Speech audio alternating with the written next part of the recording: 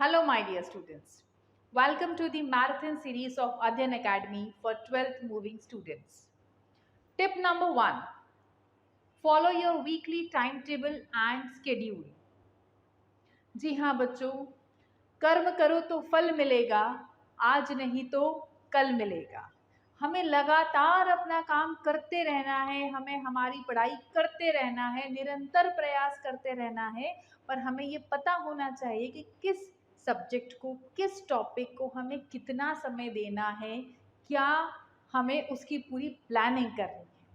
तो उस पूरी वीकली प्लानिंग को हम आज डिस्कस करें। Concept clearly my dear students, हमें हमारे कॉन्सेप्ट्स का क्रिस्टल क्लियर पिक्चराइजेशन होना चाहिए, टॉपिक्स अच्छे से समझ में आना चाहिए, टीचर्स जो हमें पढ़ा रहे हैं वो बात हमें समझ में आना चाहिए और हमेशा एक्सपीरियंस टीचर्स से ही पढ़ें क्योंकि उन्हें पता होता है कि रिजल्ट्स कैसे प्रोड्यूस करे जाते हैं। अगर आपको कॉन्सेप्ट्स की क्लैरिटी है then you need to follow the schedule. अब एक स्केड्यूल हम आपके साथ शेयर करेंगे जिसको आपको फॉलो करना है स्ट्रिक्टली, और आप ये मान लीजिए अगर आपने स्केड्यूल फॉलो नहीं किया तो आपका सिलेक्शन गया। तो एक नियम बना लीजिए कि जो स्केड्यूल हम आपके साथ शेयर करेंगे वो आपको फॉलो करना ही है।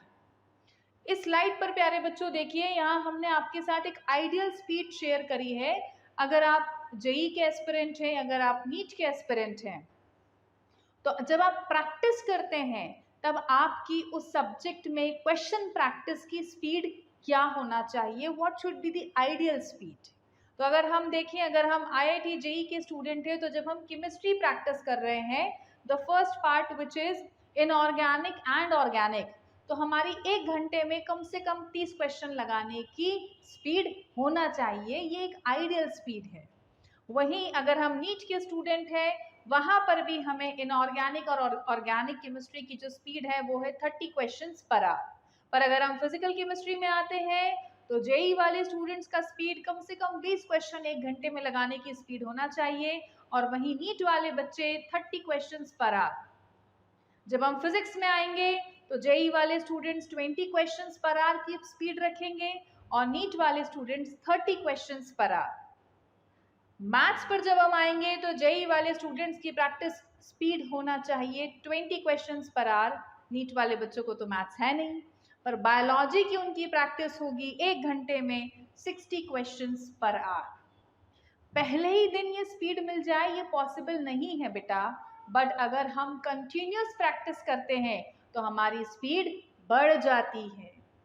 माय डियर स्टूडेंट्स, कंफ्यूजन तो इस बात का है कि 11th और 12th दोनों ही क्लास की स्टडीज को, पढ़ाई को, कंटेंट को हम इस 1 साल में कैसे मैनेज करें। तो यहाँ है हमारे पास वीकली टाइम टेबल और स्केड्यूल। डेली हमें 4.5 घंटे यानी 4.5 आवर्स हमारे लर्निंग आवर्स निकालने हैं डेली। तो एक वीक में अगर हम मान लें कि 6 दिन हम लेते हैं, अगर हम संडे को स्किप करते हैं जिसकी उसके लिए संडे के लिए हमारी प्लानिंग सेपरेट होगी, तो 6 days in a week multiply by 4.5 hours in a day जो हम लर्निंग के लिए लेंगे, हमारे पास टोटल आते हैं 27 आवर्स, 27 घंटे बेटा। अब इन 27 घंटों को हमें इफेक्टिवली डिस्ट्रीब्यूट करना है। तो हमारा स्केड्यूल कहता है, अगर हम आईआईटी जेई के स्टूडेंट हैं तो फिजिक्स, केमिस्ट्री और मैथ्स तीनों को हम 9 आवर्स इक्वली डिवाइड करेंगे, जिसमें से हम 12th क्लास को 6 घंटे देंगे और 11th क्लास के टॉपिक्स को पढ़ने के लिए हम 3 घंटे देंगे। तो पूरे हफ्ते में, पूरे वीक में आपको फिजिक्स पढ़ना है टोटल 9 घंटा। उस 9 घंटे में से 6 घंटे आपको 12th के टॉपिक पर फोकस करना है और साथ ही साथ आपके पास 3 घंटे बचते हैं जिसमें आप 11th के टॉपिक्स पर आपकी कमांड करेंगे जो आपके बैकलॉग में रह गए हैं। Same goes for chemistry, same goes for maths. वहीं जब हम नीट वाले स्टूडेंट्स के लिए आते हैं तो हमने कुछ इसे इस तरह से डिवाइड किया है 27 घंटे को, कि फिजिक्स के लिए 8 घंटे, केमिस्ट्री के लिए 8 घंटे और बायोलॉजी के लिए 11 घंटे, क्योंकि 50% पेपर हमारा बायोलॉजी का होता है। तो फिजिक्स के जो 8 घंटे हैं उसमें 12th क्लास आप पढ़ेंगे 6 घंटे के लिए और 11th क्लास आप पढ़ेंगे 2 घंटे के लिए।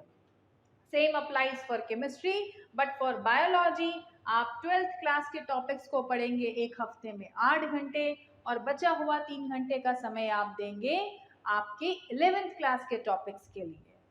बेटा जो भी स्केड्यूल आपके साथ शेयर करा जा रहा है, ज़रूरी नहीं कि हम पहले ही दिन उसको इतना इफेक्टिवली फॉलो कर लें। हमें इतना सा बड़ा एक पहाड़ है माय डियर स्टूडेंट्स, पहाड़ तोड़ा जा सकता है पर शुरुआत बम फोड़कर नहीं करी जाती। तो हमें धीरे धीरे कोशिश करना है और इस टाइम टेबल को, स्केड्यूल को धीरे धीरे अपने डेली पैटर्न में इनकलकेट करना है और आप देखिए आप आपके गोल को इजीली अचीव कर लेंगे। तो अब हम मिलेंगे हमारे नेक्स्ट वीडियो में जहां हम डिस्कस करेंगे tip number 2 of marathon series.